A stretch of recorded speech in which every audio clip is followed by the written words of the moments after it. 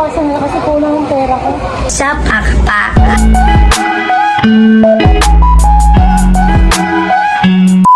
Hello, what's up mga kapakapakan? Nandito kami ngayon sa Ongbil at meron kaming gagawing, ewan ko lang kung magagawa ko, pero tatry natin mga kapakapakan kung ano yun. Kami mag-grocery for today kasi wala kang stock sa bahay. So, abang-abang lang mga kapakapaka. So, yun mga kapakapaka, malapit na kami magpunta siya. Cashier. Siya sa cashier. At hindi ko alam kung ano magiging reaction nila sa sasabihin. So, tara na, tayo mamili pa ng kulang sa bahay. Kuya, hello! Ayan nga mga kapakapak at magkakasalubong na naman kami ni tatay. Medyo shy type siya. Sabi ko naman kukuha lang ako ng chocolate. At mamaya ay siya naman ay utakan ko. Kaya sabi ko sa kanya ay i-shout out na lang kami. Few inches later. Simulan na natin. Hindi ko alam kung ano magiging reaction nila.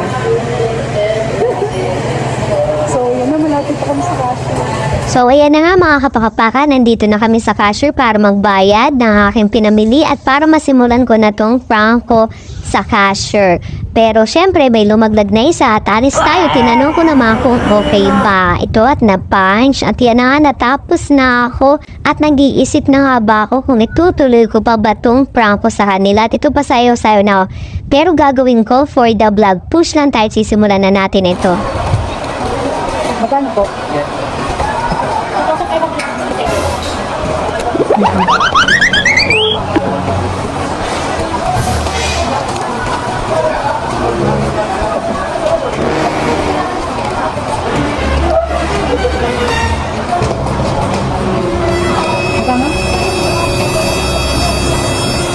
Ako lang naman ito. Magkano pa po? 5? Nakita ko, pwede ba ano, bawasan na lang? Pwede ba bawasan na lang? Kulang yung pera ko.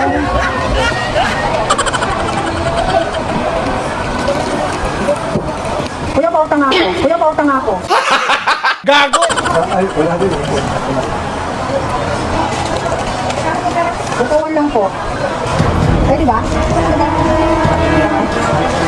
Sige, joke lang po ate. Nagtawag lang po. Joke lang. Yeah, 2-5. Joke lang natin yung bahay mo. Iba ka na kami.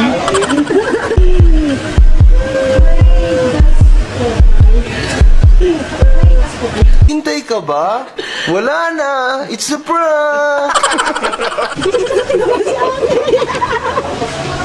Tapos pa? Naku, ano pa naman? Training pa naman si ate. Mabawasan mo talaga ate? So, thank you po. So yan mga kapakapakan, natapos na ang vlog namin. O yan, say hi! Kapaka-vlog.